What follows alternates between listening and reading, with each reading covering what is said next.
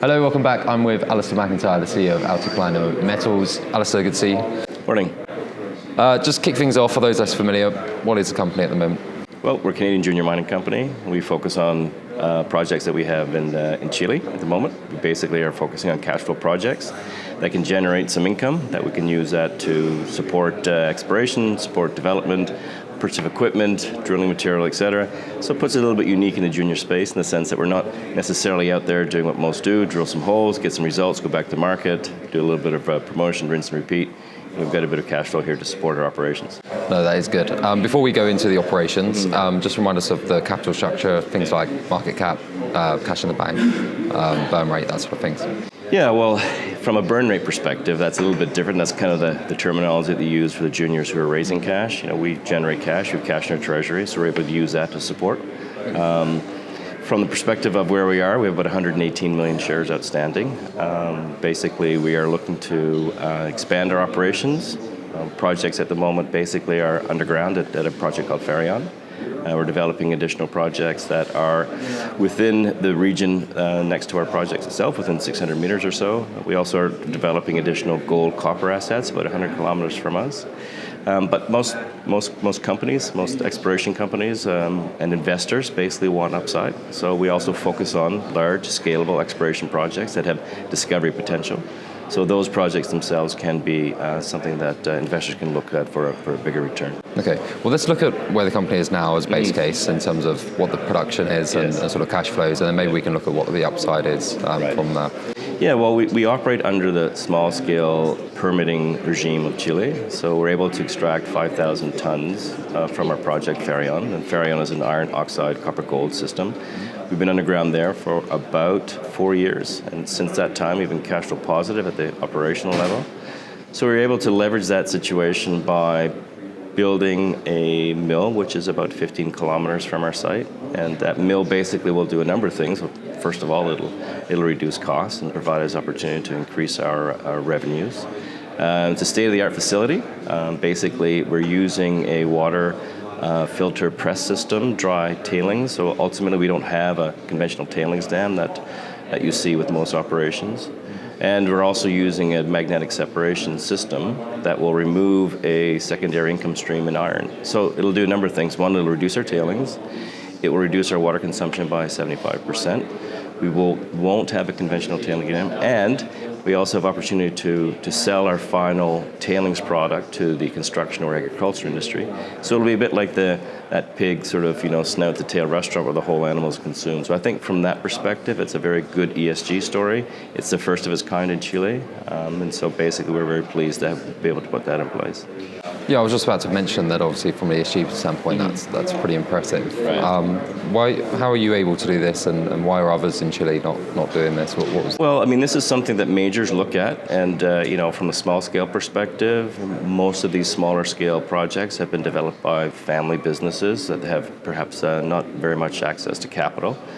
So from our perspective, we're able to do things that we see as bettering the mining industry, and I think we want to be a leader in that small scale industry. Brilliant. Okay, and in terms of capacity at the mill, can you just run us through that at the moment? And are there plans to expand? Or what's... Indeed. I mean, from the point of view that where we are in the evolution of the company, it's the beginning. I mean, we basically have, I think, a good background. We have good management. We have a good team. We've been able to put this project together very effectively. We've had, phenomenal result with respect to grade control.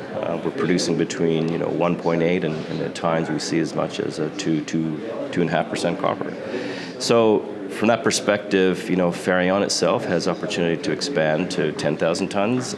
We have opportunity within regionally. We have projects that are 650 meters from us. We could begin operations on those. Conclusion of deal structures with donors. And it's also a former producer. So there is expansion opportunity immediately and regionally, and also with respect to the mill itself. I mean, it falls under, again, the 5,000 tons. We fill within that permitting requirement, but we've also put the project on a land concession, and we've scoped the project that has expansion in mind. It's also very regionally located within a number of other projects that could bring material to us, either on a tolling basis or with other projects. So under the proper permitting regime, we can expand all of these operations. Yeah. Good. The iron oxide copper gold deposit, that's nearby the mill, or is that one of the assets that's... Well, the Ferion iron oxide copper gold project is 15 kilometers, or our mill is 15 kilometers from the mine site. So that reduces our cost by 60-70%. Brilliant. What's going on in terms of exploration work on that deposit? Obviously, they tend to be quite deep, these... Yeah, and a good point. Basically, we've drilled this structure on a number of occasions, on several occasions. We're expanding the project along strike and at depth, so we have confidence to continue our mining operations with 3 years ahead of us. We did that about a year ago, and we had some great grades. And I think what's important for us in any mining company is that we see as we increase with depth that our grades have increased and our vein width has increased. That shows up in the drilling, and we see that now at our lower levels, which is on the 352 meter level of the operation, that in certain portions of the mine, the vein system can be as much as 9 meters wide, and grades are going up to as much as 2.5%. Operationally, as you go deeper, that's fantastic. Also, these iron oxide copper gold systems within the region have deep roots. We have neighboring projects that are underground for probably 80 plus years. I should say probably. They have been underground for 80 plus years and at depths of as much as 1.5 meters. So these, as I say, they're deep-rooted systems, and these have opportunity to have very, very long mine lives. Well, you mentioned neighbours. Who are the neighbours in the region? Well, most of the neighbours are family-owned businesses and private, so that provides opportunity to acquire. As I say, most of those guys have been mining from a family perspective for several decades. I mean, that's what the small-scale mining industry in Chile has propagated, because ultimately there is a system in place for that. The permitting side of things, ENAMI, which is the state-owned processing facility, provides very good support to these mines. Sometimes they lend them money, but generally what they do is they provide an offtake opportunity for those miners to sell directly to the company and generate their cash flows very quickly. What are the main priorities at the moment in terms of delivering value and reusing the cash that you are generating to really deliver value for investors? Yeah, well, I mean, the thing is, particularly in this environment, particularly with a lot of risk that we're seeing in terms of pricing, illiquidity, there's a pullback from equities. From a company like ourselves, and to using expressions, a bit like sticking to your knitting. So right now, for us, we see the value in enhancing and focusing on the projects that we are and have been working on and know very well, which includes our Ferion project in our mill.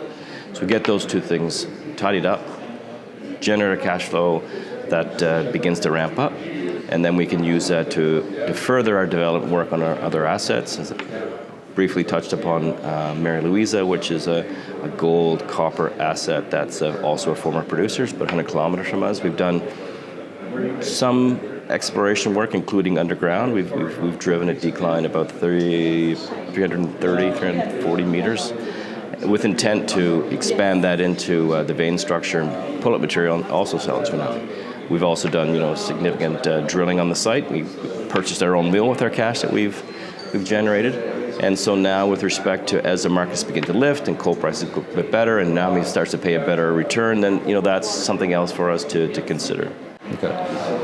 In terms of permitting, is there any more permits that you will need to essentially ramp up? Obviously, you're mentioning that you've got the 5,000 capacity at the mill at the moment. Yeah. What sort of steps do you need to go through to get that to a higher capacity, and is that something that you've already started the process? Yeah, we've started that at Ferion specifically to get 5,000 to 10,000. There is as you would expect, some specific requirements that are needed from the government perspective, which includes putting together a mine plan, certain amounts of environmental assessment, showing the capacity that you can basically extract the material. And so that's not an arduous process. It's just a more administrative detail. We've actually begun underground, scaling our operations to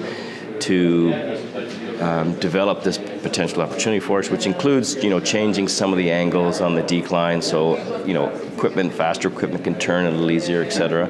Expand some of the openings so we can get different machines in there that will be able to extract the material more more effectively on a larger tonnage. So it is something for sure that we're mindful of, and it's something that we very much like to see increased output from.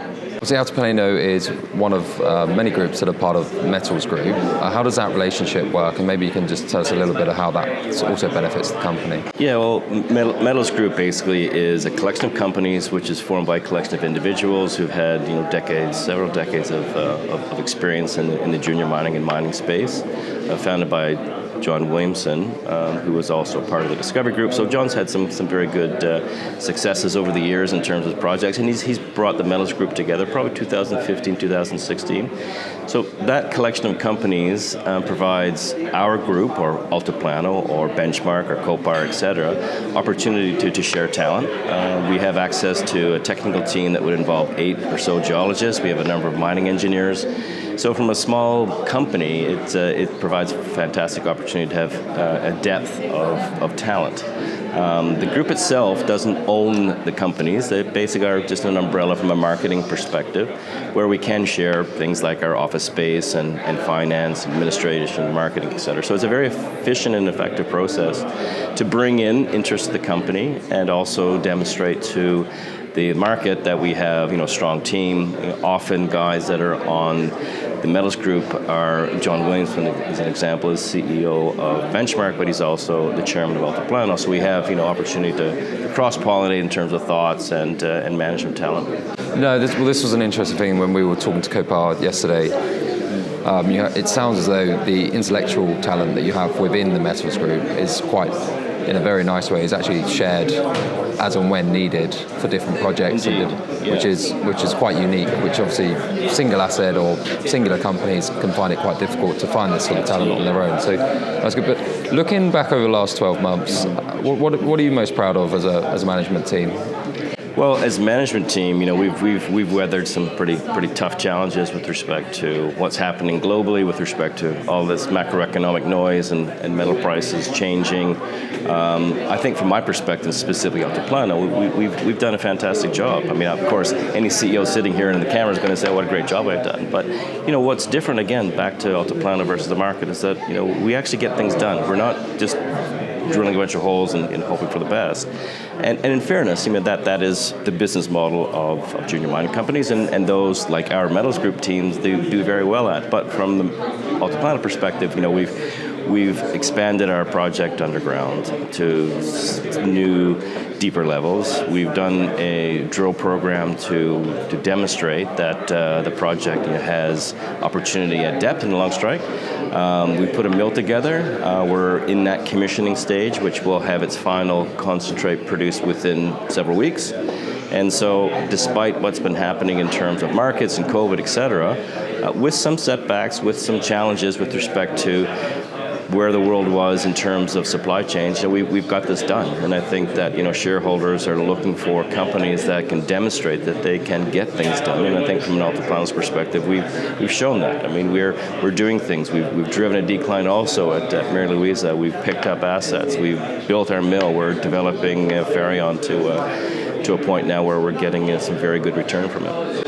What does the next 12 months look like for the company in terms of major catalysts that really could bring some value to shareholders? Well, indeed, as I mentioned earlier, you need to provide shareholders upside, and we can leverage the good work that we've done at our mill and Ferion. So bringing shareholder value would improve our output at Ferion, build out our cash flow from the mill, expand our opportunities on the projects that we're working on, but more importantly, continue things from an acquisition perspective, finding additional cash flowing assets, consolidating the region that we're working in, and being able to bring in that 1 or 2 large-scale district play discovery potential asset. I mean, that's what the Metals Group does exceptionally well. You look to the projects that they have. They're not small projects that where you can basically get results from drilling. These projects themselves have potential to turn into significant assets, like Benchmark's Lawyers project. And so that's what we look to replicate with respect to our exploration projects. And that's where, when we talked about Metals Group earlier, what do they do well? That's what they do well. They bring in great projects.